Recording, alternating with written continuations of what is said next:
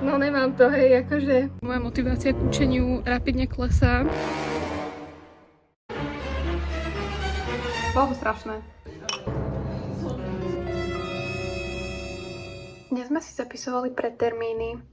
No a ja som sa teda náhodne dostala na predtermín z biochemie a skúšku mám za 37 dní. Neviem absolútne nič. Musím sa ešte učiť na zápočty. Takže toto video budem brať ako taký časozber môjho učenia na biochemiu.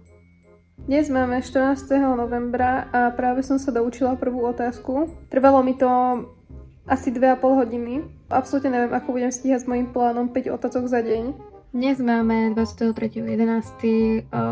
Zajtra ma čaká zápočet z ochrany a etológie a prezentácia z angličtiny. S biochemiou som sa posunula, som momentálne na 33. otázke, čož ide docela podľa plánu. Lenže teraz sa musím učiť na tie zápočty, takže už asi úplne podľa plánu nepôjdem. A strašne sa mi nechce. Dúfam, že nebudem chorá, lebo to by mi spravilo veľké škrtice do rozpočet.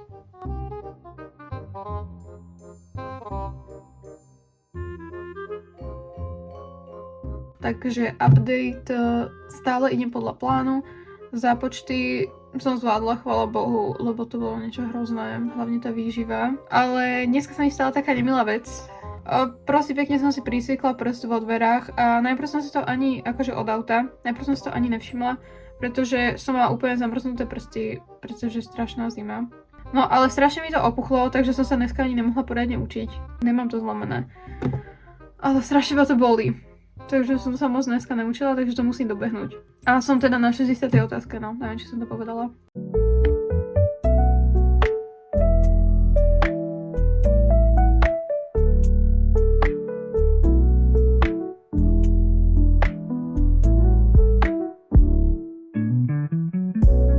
Hello guys, je 2. decembra, včera som teda bol na trhoch, potom sme mali online započet z Mikry, ktorý asi dopadol v pohode. No a zajtra máme započťák z biochemky, na ktorý som mega ready. Akože všetky tie cykly a tak, všetko proste viem. Úplne som nadúpaná. Fakt som zo seba prekvapená, ale tak je to tým, že sa učím na tú skúšku. No lenže my akože teraz píšeme v piatok veľký započťák z fízy, na ktorý som sa ešte nezačala učiť, ale zároveň som taká, že ale však ja sa stále chcem učiť na tú skúšku z biochemie, takže teraz tak prokrastinujem, hej, tak som vám chcela povedať moju dilemu a asi sa idem učiť biochemiu, lebo to ma baví. A tú fízu, no, tak vieme, že na mne funguje time pressure, takže snad nebudem musieť dávať all-nighter. No, tak dneska máme 5. decembra a mali sme započať z fízy. Bolo to strašné, hej. Bolo to dosť potrol. Nečakali sme, že to bude také ťažké. Sme čakali, že to bude také tie priebežné testy, ale Bolo to ako v prváku, čiže bolo to dosť zlé a modlíme sa, že to máme. Ale opravili sme vysávač, keby to niekoho zaujímalo. áno, lebo sme mali uspatý vysávač. To je úspech. Tam je, že je opravený. Taký, on je trošku medieval, taký starý je. Aspoň niečo pozitívne. Učenie pokračuje aj na Patrikovej oslave. Priviel nás Karnelovi vietor na február. 8. mala Bibi narodeniny, takže sme išli do Aloha baru, potom sme sa presunuli ešte do jedného podniku a bolo to fajn, trošku sme si oddychli od učenia a potom sme zostali staknuté v šaline, lebo bola nejaká výluka alebo niečo porucha. No, ja som si povedala kúpiť za odmenu pizzu, pretože dneska som zvládla skúšku z angličtiny, ktorá bola akože v pohode, hej, čo chodila som na bilingual, takže easy. Potom sme mali ešte započať z ekológie a to bolo akože mega random. Asi sa k tomu viacej vyjadrovať nebudem. Ale proste máme to za sebou, hej. Takže už jediné predmety, čo ma trápia, je biochemia, s ktorým mám teda tú skúšku. A fíza, z ktorej si budem opakovať ten zápočet, no ale tak. Dneska proste si už idem len užiť, proste idem zjesť tú pizzu, aj keď to asi nejdem celé. A idem ešte znova na vianočné trhy. A zajtra posledný deň, čo idem do školy na mikrobiológiu o 7 ráno a potom valím domov učiť sa biochemku.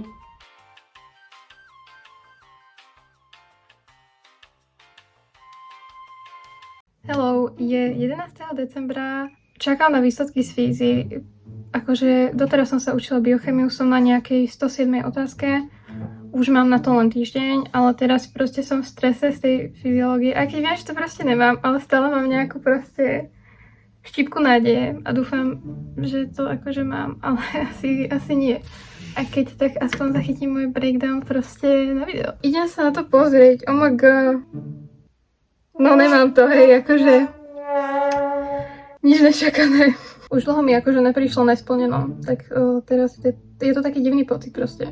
Bo naposledy mi chodilo stále nesplneno z histórii, hej. Prvý semester. Proste ten môj winning streak musel niekedy skončiť. Tak to muselo byť Fízou, no Fíza je môj proste final boss. Tento semester. Tak bohužiaľ. Ani Lunu už to nebaví. Teraz som na rybách. Otázky s rybami sú úplná blbosť proste. Kto to vymyslel? No, povedala som si, že pôjdem si vyčistiť hlavu na prechádzku, lebo moja motivácia k učeniu rapidne klesá. Chýba mi ešte asi 80 otázok zopakovať, ale extrémne sa mi nechce. Vôbec sa neteším na tú cestu do Brna, lebo zase nejako menili grafikon. Úplne to dodrbali. Takže musím ísť autom na stanicu. No a pozerala som si štatistiky study bunným. Celkovo som sa učila na túto skúšku nejakých 80 hodín, čo není až tak veľa v porovnaní s nejakou Ančou. Ale je to strašne veľa. Som si teraz uvedomila z tej biochemie, že fakt to má veľký presah aj do tej praxe a že fakt to zúročím. Dúfam, že to nezabudnem. Neviem, snáď budem mať proste zajtra šťastie. Nemusím to proste ešte opakovať v januári, to akože fakt neklejmujem túto energiu.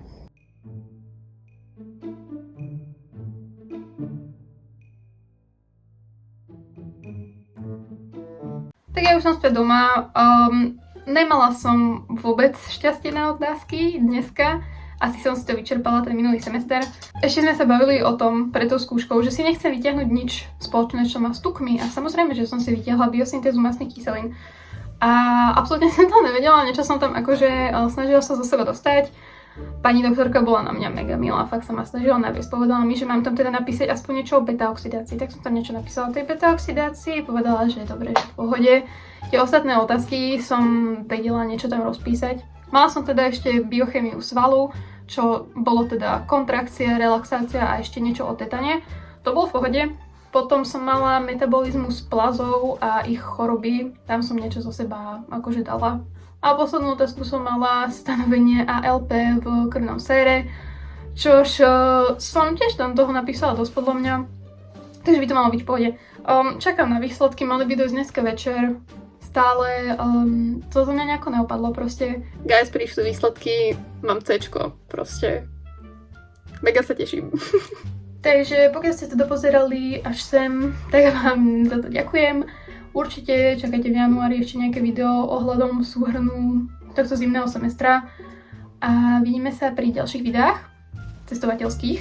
Teda aj, pretože už mám kúpené jedny letenky a nechajte sa prekvapiť kam.